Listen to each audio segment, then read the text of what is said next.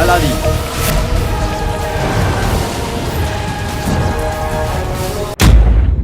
এমন কি কারণ যে তুমি মহামান্য বাদশার সঙ্গে দেখা করতে নিজের জীবন পর্যন্ত দিতে পারো?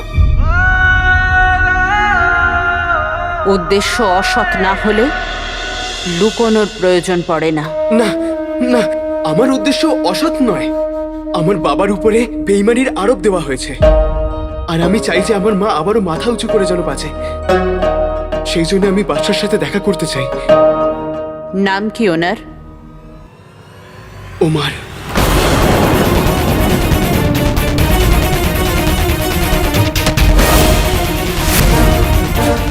ওমার? হ্যাঁ, ওই ওমার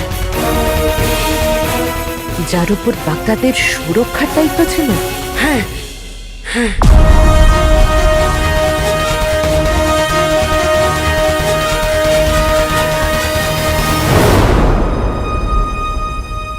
তুমি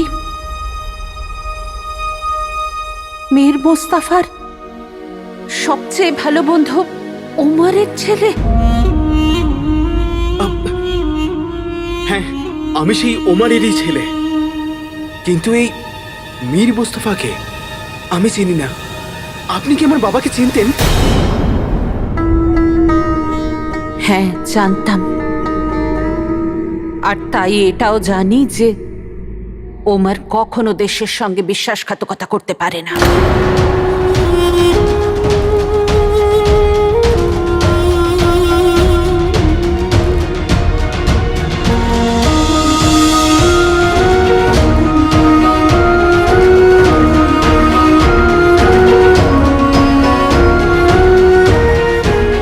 ধন্যবাদ, ধন্যবাদ নুসরাত আপা।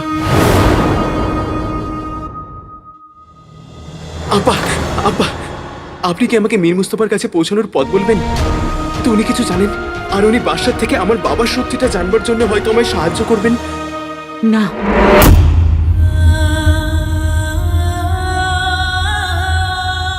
আমি আমি মীর মুস্তাফাকে ভালো করে চিনি না। কিন্তু আপনার কথা শুনে তো মনে হচ্ছে যে আপনি মীর মুস্তাফার দ্বারাই আমার বাবাকে চেনেন।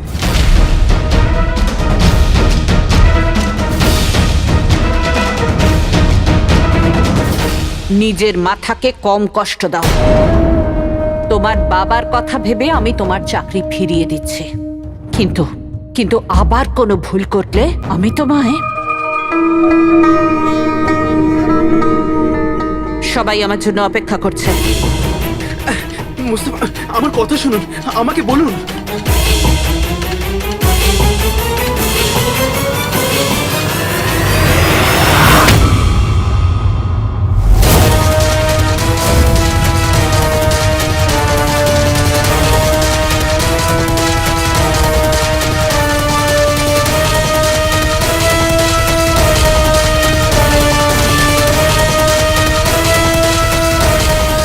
নুসরাত আপা,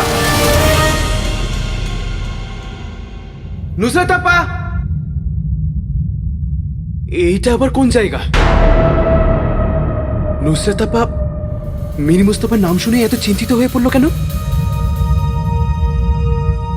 এমনটা নয় তো যে এই মীর মুস্তাফার সাথে আমার বাবার কোনো সম্পর্ক রয়েছে?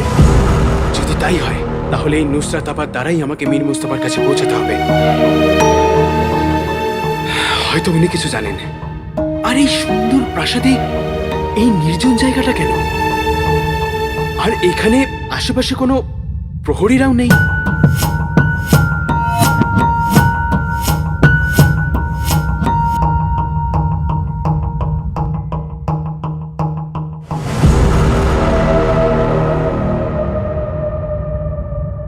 যাক গেল, সামনে তো রাস্তা বন্ধ। আর নুসরাত আপা কোথায় গেল?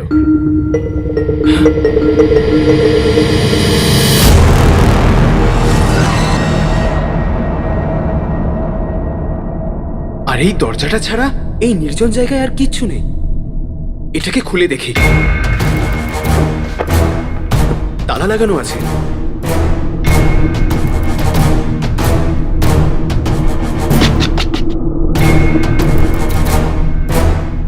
মীর মুস্তাফা মীর মুস্তাফা মানে এটা এটা মীর মুস্তাফার ঘর, তাও আবার এই নির্জন জায়গায়। আর এই নামটার সাথে একটা অদ্ভুত চিহ্ন রয়েছে। তার মানে এই দরজাটাকে খোলা এখন জরুরি।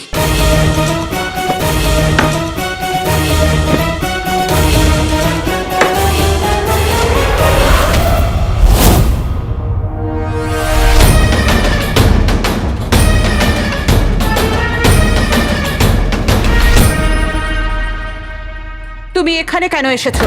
হ্যাঁ, এখানে কারোর আসার অনুমতি নেই। আমি তোমাকে একটু আগেই বুঝিয়েছিলাম, দ্বিতীয়বার কোনো ভুল করলে চলবে না। চাকরি করতে এসেছো, চাকরি করো। চাকরি ছাড়া অন্য কিচ্ছু করার চেষ্টা করলে এবার তোমায় আর প্রাসাদ থেকে দূর করব না, গ্রেফতার করিয়ে দেব। আর কখনো এরকম ভাবে তাকালে না, সারা জীবন তুমি জেলের কুঠুরিতে পৌঁছবে, বুঝেছ? যাও এখান থেকে, যাও।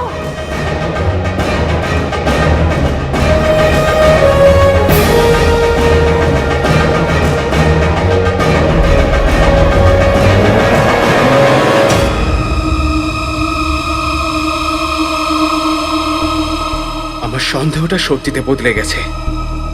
দরজার পিছনে নিশ্চয়ই কিছু আছে, নয়তো নুসরাত আপা হঠাৎ করে আমাকে এভাবে বাইরে বার করে দিত না। আর দরজাতে মীর মুস্তাফার নামও লেখা ছিল। তার মানে হলো উনি এখানে প্রাসাদেই থাকতেন আর আমার বাবার সাথে কাজও করতেন।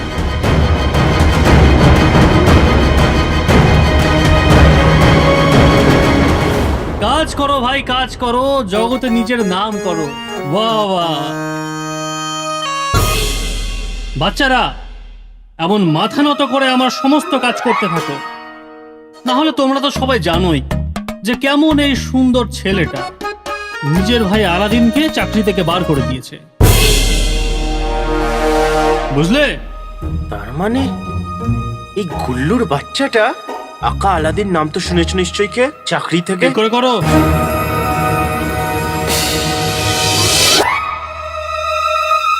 মা বাবা যদি এখানে থাকতো তাহলে আমার শয়তানি বুদ্ধি দেখে প্রশংসা করতো।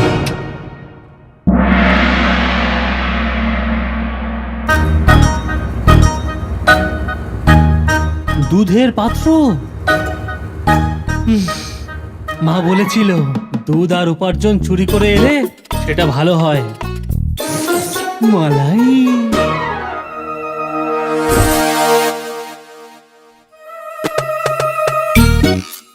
মালাই, মালাই, আজ তো সব খেয়ে নেব। গুল্লুর বাচ্চা, তোর বড্ড অহংকার।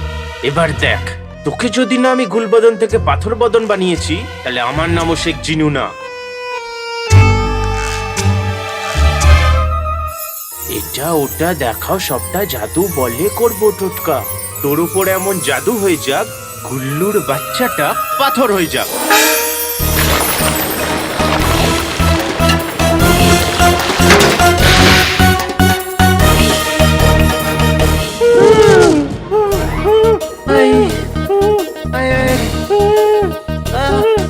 আমার চেহারা আটকে কি করে গেল? মা!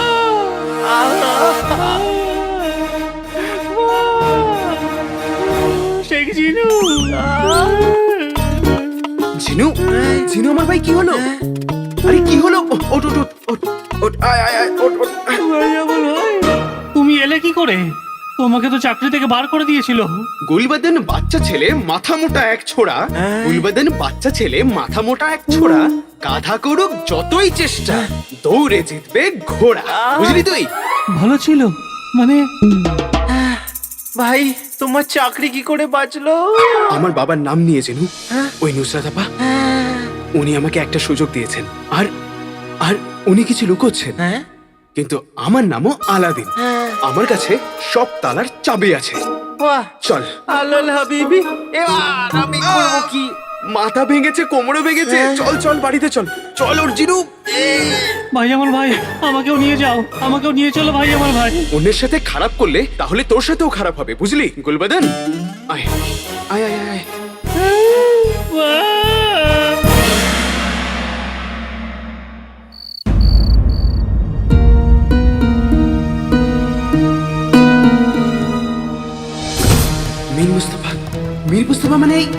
এটা মীর মুস্তফার ঘর। আর এই নামটার সাথে একটা অদ্ভুত চিহ্নও রয়েছে।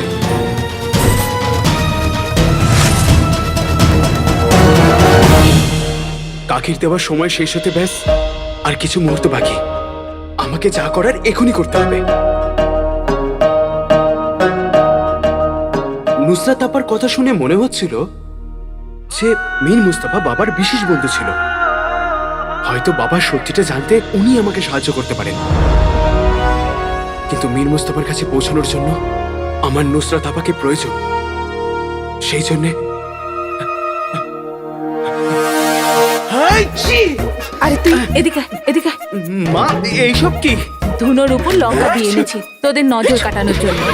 কিন্তু এটা কি প্রয়োজন ছিল? কথায় আছে যত বেশি হাঁচি হবে তত তাড়াতাড়ি নজর কাটবে। আমি এটা বাইরে রেখে আসছি। ঈশ্বর আমাদের সমস্ত অশুভ থেকে দূরে রাখুন।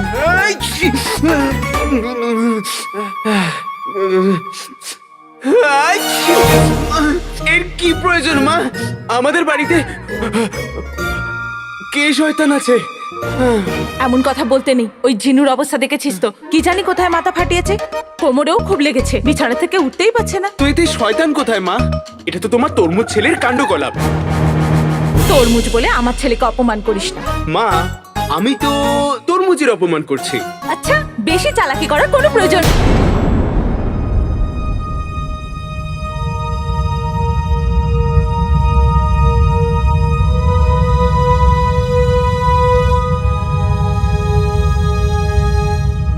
আলাদিন, এই চিহ্ন তুই কোথায় দেখলি?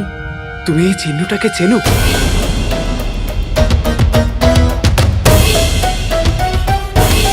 তুই এখানেই দাঁড়া, আমি আসছি।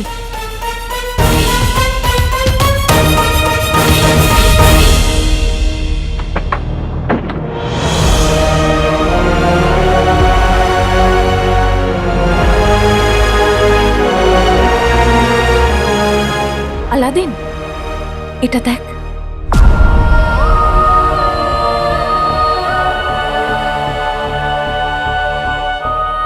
যাক গেল মা, এটা তো আলাদিন তোর বাবার খুব প্রিয় বন্ধু ছিলেন মীর ভাই, তারই ঘরের চাবি এটা।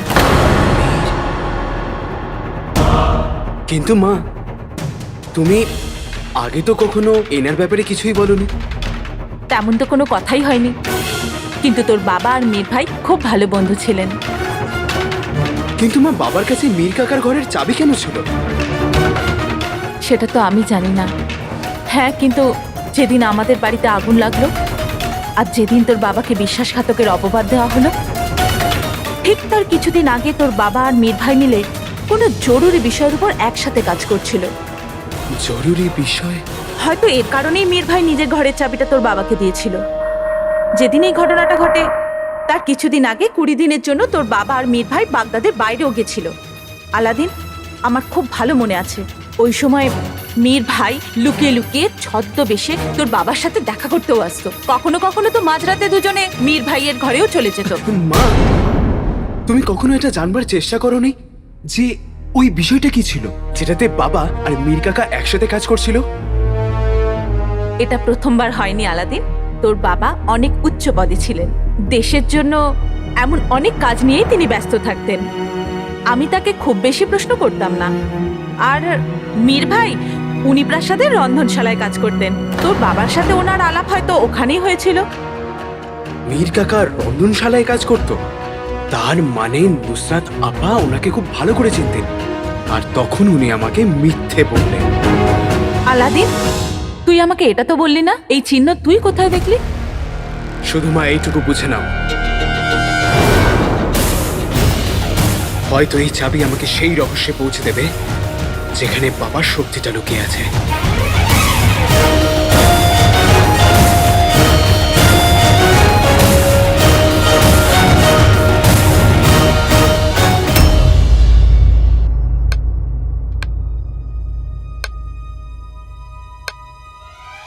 সালাড কি দিয়ে কাটে? আপা, পদ্ধতি অনুশীলন না জামা? ভদ্রতা দিয়ে, তাই তো? না জামা? না, আমি জানি না কি করে। এই ছুরি দিয়ে সালাড কাটা হয়। পদ্ধতি, অনুশাসন এবং ভদ্রতার সঙ্গে। ভদ্রতার সাথে।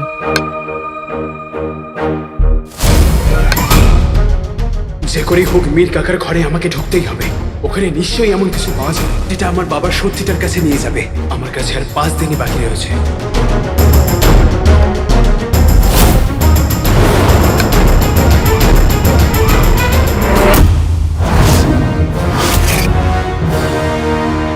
নুসরাত আপা, আমি কি কোনো ভুল করে ফেলেছি? তোমার শরীর এখানে আছে, কিন্তু মন অন্য কোথাও রয়েছে। মানে আমি চাই না যে সালাডে গাজরের জায়গায় তোমার আঙুল থাকে।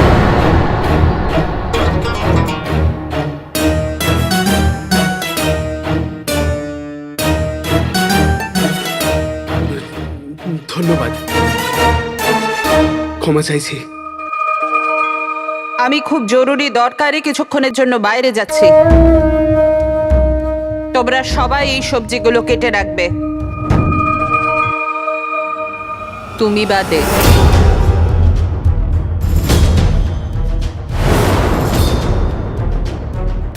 কেন? মানে তোমার জন্য আজও বাসন ধোয়ার কাজ থাকবে।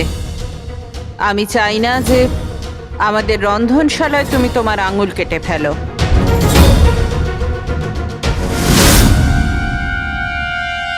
ভাই, আমার ভাই।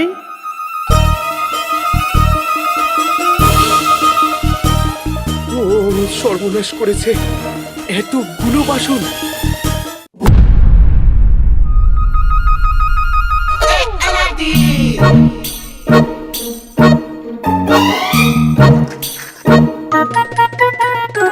সময়ের জাতাকলে গম হয়ে আমি পিষে যাচ্ছি।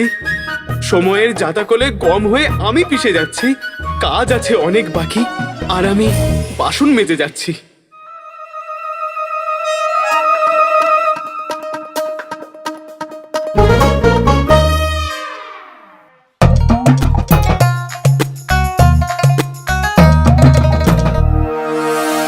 নুসরাত আপা, এই দেখুন আমি কত পরিশ্রম করে বাসন মাজছি।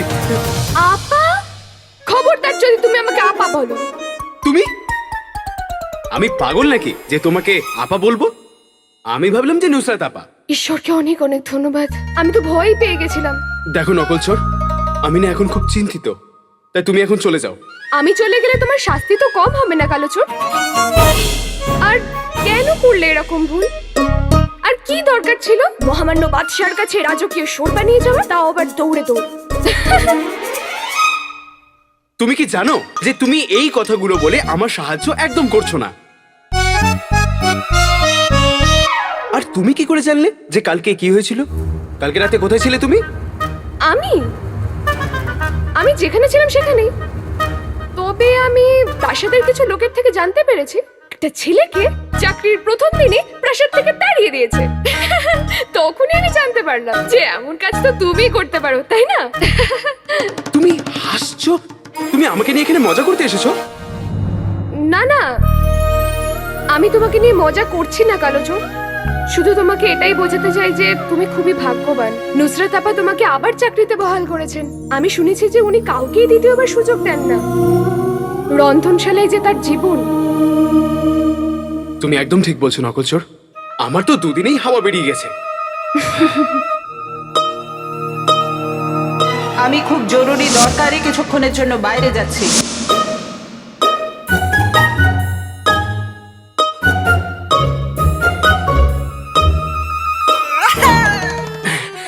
নকলচোর, এবার তুমিই কিছু করতে পারো। তোমার বন্ধুর প্রাণ এখন তোমার হাতে। এই চাকরিটা আমি খুব কষ্ট করে পেয়েছি, আর এটা আমি হারাতে চাই না। হ্যাঁ হ্যাঁ, ঠিক আছে কালোচোর, তুমি সাহস রাখো, আমি তোমার সাথে আছি। তুমি আমার সাহায্য করবে? হ্যাঁ, তোমাকে সাহায্য করে দেবো। পাক্কা? পাক্কা। কথা দাও। দিলাম। কথা দাও। হ্যাঁ দিলাম। এই না নকলচোর, আমার না খুব জরুরি কাজ আছে, তুমি সব কিছু ধুয়ে দাও। আমি তোমার এই উপকার কখনো ভুলবো না।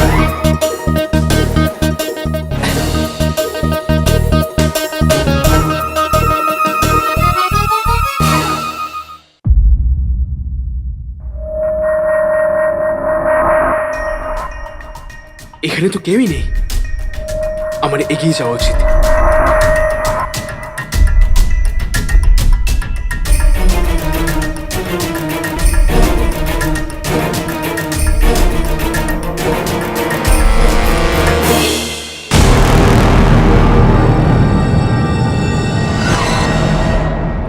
দরজার চাবি হাতে থাকে তখন দরজায় কড়া নাড়বার কোনো প্রয়োজন পড়ে না।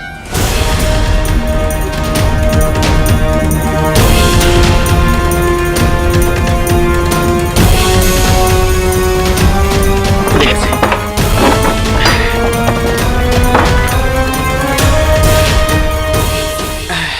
খুলে গেছে।